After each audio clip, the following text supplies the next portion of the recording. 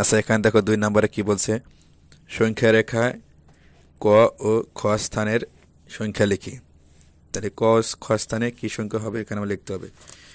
তাহলে আমরা কীভাবে লিখবো, দেখো এখানে সংখ্যা রেখা দেওয়া আছে, দাগটা দেওয়া আছে, এখানে ছোটো ছোটো দাগ দেওয়া আছে, বড় দাগ দেওয়া আছে। আমরা কীভাবে বুঝবো এখানে এই ক এবং খ স্থানে কত হবে। দেখো এই যে বড় যে দাগ আছে, এই দাগ থেকে এই দাগের যে দূরত্ব আছে এখানে কত কম বেশি আছে। দেখো এখানে আছে 7,000, এখানে আছে 8,000। তাহলে এই দাগ থেকে দাগ পর্যন্ত 1,000 কি ডিফারেন্স আছে, অর্থাৎ 1,000 বেশি আছে।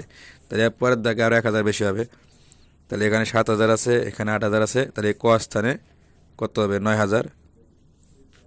এরপরে দেখো যে দাগ আছে, এই দাগে যে ঘরে থেকে এখানে কত হবে, 10,000। তাহলে এখানে 7,000 আছে, এখানে 8,000 হবে, মানে 7,000 এখানে 8,000 তো আছেই। তাহলে এই ক স্থানে এখানে 9,000 হবে এবং এখানে 10,000 হবে।